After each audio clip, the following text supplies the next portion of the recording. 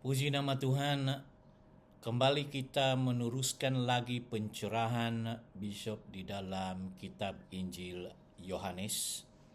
Kita masih di dalam bab yang ke-17, di mana di sini kita masih di dalam doa Tuhan Yesus Kristus kepada Bapa di surga.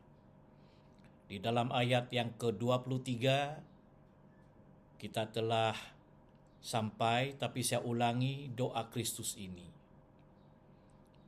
Yohanes 17. Aku di dalam mereka itu dan engkau di dalam aku, supaya mereka itu sempurna di dalam satu persekutuan. Supaya isi dunia ini mengetahui bahwa engkau yang menyuruh aku serta mengasihi mereka itu sama seperti engkau mengasihi aku. Saya masih menggunakan Alkitab terjemahan lama Lembaga Alkitab Indonesia. Dan di dalam ayat 23 ini kita melihat lagi bahwa ada satu persekutuan, ada satu kesatuan. Itulah doa segala zaman daripada Tuhan Yesus Kristus kepada Bapa di surga. Sebab satu daripada ciri yang paling besar di mana Roh Kudus bekerja untuk menyatukan tubuh Kristus, orang-orang percaya di seluruh dunia. Dari berbagai-bagai bangsa, bahkan kebudayaan. Tetapi Roh Kudus di dalam masa-masa terakhir ini memberikan satu kesatuan, dan itulah doa supaya ada kesatuan sama seperti Bapa satu dengan Yesus dan Yesus satu dengan Bapa. Ayat 24 kita melihat, ya Bapa. Dalam bahasa Greek, ya Aba, ya Aba, ya Bapa. Begitulah kiranya kita mengajar setiap anak-anak Tuhan yang sudah mengenal Kristus sebagai Tuhan dan Juru Selamat. Anda memiliki Bapa dan Anda harus berdoa kepada Bapa di dalam nama Yesus. Seperti mana Yesus berdoa. Dia berkata, ya Bapa, ayat 24, aku suka bahwa orang yang telah engkau serahkan kepadaku itu ada bersama dengan aku. Barang di mana aku ada, supaya mereka itu nampak kelak kemuliaanku yang telah engkau karuniakan kepadaku. Karena engkau mengasihi aku dahulu daripada asas dunia. Dia telah memberikan doa yang begitu seru, di mana dia meminta kepada Bapa di surga supaya para murid-muridnya dapat bersama-sama dengan dia dan dapat melihat kemuliaan kemasyhuran Kristus sewaktu mula-mula dia bersama dengan Bapa. Sebelum dunia dijadikan, itu dimaksudkan. Sebab Kristus, Yesus sudah wujud karena dia adalah Logos atau firman Allah yang keluar daripada Allah, yang menjelma menjadi manusia. Dan dialah firman. Dan tanpa firman, manusia tidak dapat diciptakan. Tanpa firman, dunia tidak dapat diciptakan. Kalau kita hanya ada Allah, Bapa, tapi tanpa berfirman, bagaimana? Jadi di situ Kristus berdoa kepada Bapa agar kemuliaan itu kelihatan, bahkan dilihat oleh para murid-murid Kristus. Dan itulah doanya kepada seluruh mereka yang percaya kepadanya, termasuk saya dan Anda. Ayat 25, ya Bapa yang adil, ya Bapa yang adil, walaupun isi dunia ini tiada mengenal Engkau, tetapi aku ini kenal Engkau, dan mereka itu pun sudah mengetahui bahwa Engkau yang menyuruh aku.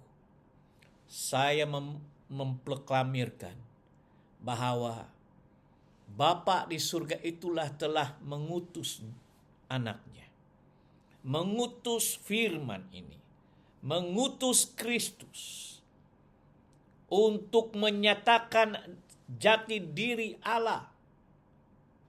Dia adalah gambar rupa Allah itu, yang kelihatan di hadapan manusia karena dia telah mengambil sebentuk tubuh. Dia telah mengambil tubuh jasmania sebagai addition, tambahan, supaya melalui Kristus Allah Bapa boleh dilihat. Dan apa yang dilakukan oleh Kristus itu semua adalah karena kehendak, karena pekerjaan Allah Bapa melalui Kristus. Dan dieksekusi oleh Roh Kudus yang menyertai Kristus selama 33 tahun. Ayat 26. Dan aku sudah memberitahu namamu kepada mereka, dan aku akan memasyurkan pula, supaya kasih yang seperti engkau kasih akan daku ini tetap di dalam mereka, dan aku pun tetap di dalam mereka itu juga. Nama Yesus ataupun Yeshua HaMashiach, Yesus ini adalah nama yang telah diberikan Bapa. Itu yang dimaksudkan. Yesus menerima nama ini melalui Bapa. Bagaimana Bapa telah mengutus malaikat Gabriel sebelum Yesus lahir, berbicara kepada Yusuf dan Maria dan berkata, engkau akan melahirkan anak laki-laki dan engkau akan menamakan dia Yesus. Ya. Yesus dalam bahasa Greek, Yeshua dalam bahasa Ibrani, Jesus dalam bahasa Inggris. Sebab dialah yang akan menyelamatkan manusia dari dosa. Itulah perkataan malaikat Gabriel kepada Maria. Berarti nama yang diterima daripada malaikat Gabriel itu telah diberikan oleh Allah Bapa sebelum Yesus dilahirkan. Maka di sini Tuhan Yesus berkata, ya Bapa yang adil. Ya.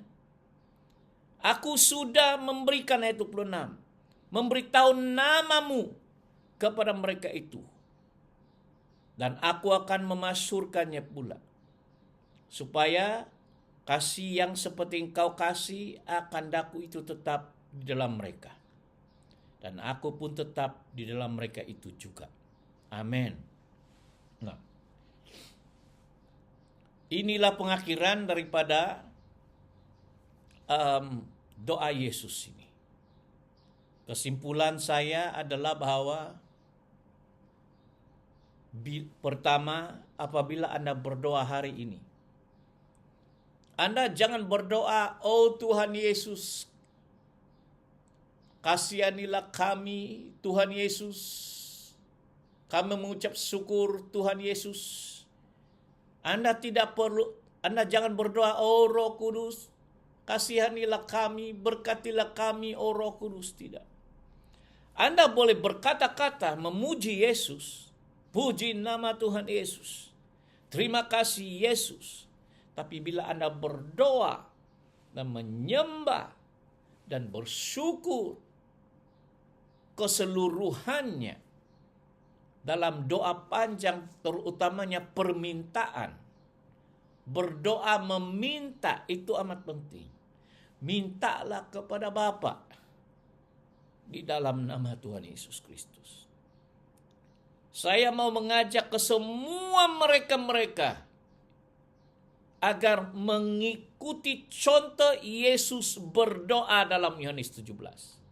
Dia berdoa kepada Bapa yang kekal, Bapa di surga. Dia tidak berdoa kepada Yesus di surga, tidak. Bapa di surga. Yesus berdoa, "Bapa, ya Bapa." Di dalam nama Tuhan Yesus Kristus, itu yang kita berdoa. Yang kedua, saya mau Anda yakin bahwa hanya nama Yesus, ucapan doa itu menjadi hidup. Sebab Kristus Yesus itu hidup selama-lamanya. Amin. Dan yang ketiga, Tuhan Yesus telah berdoa bukan hanya kepada murid-muridnya, tapi kepada mereka yang percaya kepadaku. Maksudnya, yang percaya kepadaku oleh pemberitaan mereka. Maksudnya, kita semua yang percaya lewat pemberitaan. Bagaimanapun mesti ada orang atau ada, apakah malaikat atau wahyu, yang telah mengabarkan Injil kepada kita untuk kita percaya kepada Kristus. Dan bila mana Anda menjadi anak Tuhan, menjadi pengikut Kristus, itulah doa Kristus sudah terjawab. Supaya ada kesatuan. Kesatuan ini bukanlah sesuatu yang senang diperoleh. Kesatuan ini adalah kesatuan yang suci, kesatuan yang kudus. Berarti kalau ada dosa, Anda tidak boleh bersatu. Kesatuan yang divine, kesatuan yang kudus. Itu yang diinginkan oleh Tuhan. Tanpa kesatuan, Anda tidak akan dapat melihat kuasa Tuhan. Anda akan tidak dapat mengalami pekerjaan Roh Kudus tanpa kesatuan yang suci daripada Tuhan. Kita perlukan kesatuan dalam roh yang suci dan benar. Ramai orang ingin bersatu di dalam Roh Kudus, tetapi kehidupan mereka adalah kehidupan yang dosa. Motivasi mereka untuk menjadi anggota dan bersatu lain. Bukan kesatuan karena supaya melalui kesatuan itu Roh Kudus dapat bekerja untuk melakukan dan melaksanakan segala perintah-perintah Kristus. Tidak. Tapi motifnya lain. Kesatuan yang diinginkan oleh Yesus dalam roh adalah kesatuan yang suci. Di mana hati, jiwa, dan motivasi kita adalah untuk melihat pekerjaan Kristus terlaksana dengan lebih mega, lebih besar. Kehendak Kristus terlaksana, di mana apabila kita melakukan pekerjaan Kristus, kita melakukan kehendak Bapa. Tetapi tidak akan terjadi sekiranya orang yang ingin bersatu itu yang menganggap dirinya hamba Tuhan maupun gereja itu tidak hidup benar. Jadi kesatuan yang diinginkan oleh Tuhan adalah kesatuan yang kudus. Kesatuan yang benar-benar suci. Dan motivasinya adalah untuk hidup benar dan mengikuti pekerjaan Tuhan. Amin. Kita sudah selesai di bab 17. Kita akan kembali di dalam pelajaran seterusnya bab yang ke-18. Shalom.